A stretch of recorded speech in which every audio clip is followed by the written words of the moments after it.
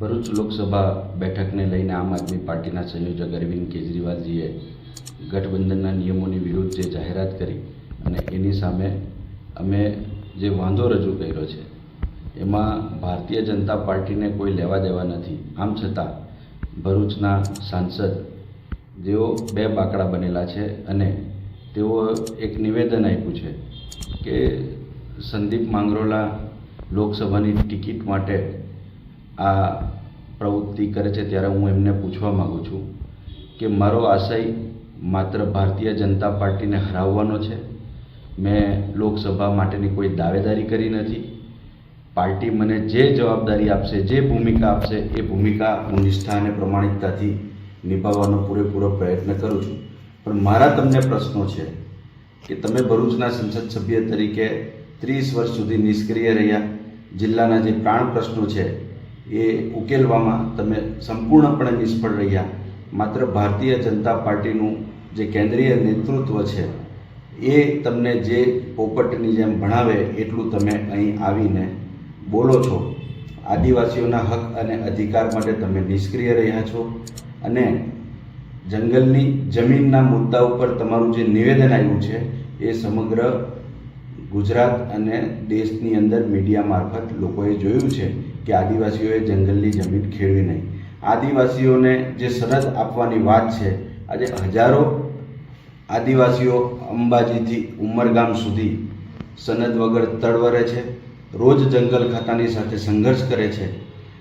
ત્યારે આમાં તમારી જે ભૂમિકા હોવી જોઈએ એક આદિવાસી સંસદ સભ્ય તરીકે એ તમે ભજવી શક્યા નથી. માત્ર ભાજપ પાર્ટીને જે મજબૂત કરવા માટેના તમારા નિષ્ફળ પ્રયત્નો છે એ અત્યારે તમારી વાણીમાં દેખાઈ આવે છે. રહી વાત ભરૂચ લોકસભાની, તો આમ આદમી પાર્ટી એ કોંગ્રેસ અને આમ આદમી પાર્ટીનું સાથેનું બીજી અનેક પાર્ટીઓનું જે ઇન્ડિયા ગઠબંધન છે અને એ ઇન્ડિયા ગઠબંધનની અંદર જે નિર્ણય થશે એ અમને માન્ય રહેશે. પરંતુ ભરૂચ લોકસભામાં ફરી હું રિપીટ કરવા માગું છું કે આમ આદમી પાર્ટીનો કોઈ જનાધાર નથી અને જે રીતે ભારતીય જનતા પાર્ટીને સરળ થાય રસ્તો એના માટે આદિવાસી મતદારોનો જે વિભાજિત કરવાનું કાવતરું છે એનું કાવતરાનો ભોગ આદિવાસી યુવાન ઉભરતા નેતા તરીકે ચૈતર વસાવા નહીં બને એના માટેનું મારું એમનું સૂચન છે. અને એટલા જ માટે ચૈતર વસાવાને પણ મળી અને આદિવાસી મતદારોમાં વિભાજન ન થાય એવી કોઈ પ્રવૃત્તિ તમારા મારફત ન થાય એવી વાત હું એમને પહોંચાડવા માગું છું. મેં રાજપીપળાની જેલ ઓથોરિટીને પણ મુલાકાત માટેનો સમય માગી અને એમને મળવા માટેની વિનંતી કરી છે, પરંતુ જેલ ઓથોરિટીએ પણ મળવા માટેનો મને લેખિતમાં પત્ર આપી ઇનકાર કરેલો છે.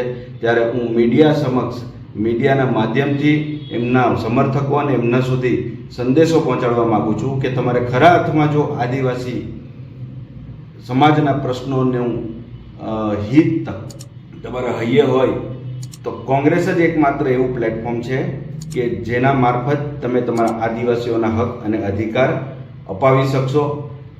આમ આદમી પાર્ટીનું કોઈ વજૂદ આ ભરૂચ લોકસભામાં નથી. અન્ય રાજ્યોની ચૂંટણીઓમાં પણ જે અત્યારે આપણે રકાસ જોયો છે, નોટા કરતાં પણ ઓછા મતો આમ આદમી પાર્ટીને મળેલા છે.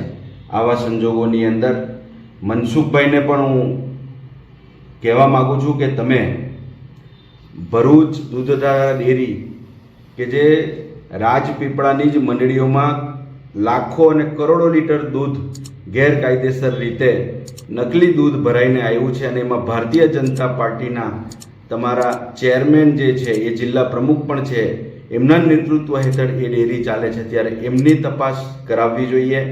નર્મદા સુગર ફેક્ટરીની અંદર પણ તમે જ ભ્રષ્ટાચારના ભૂતકાળમાં આક્ષેપો કરેલા છે, પરંતુ તમને થૂકેલું ચાટવા માટે ટેવાયેલા છો અને એના માટે આ ઘનશ્યામભાઈ અને સહકારી જે પ્રવૃત્તિ છે એને તમે ખોટી રીતે છાવરવાનો પ્રયત્ન કરેલો છે.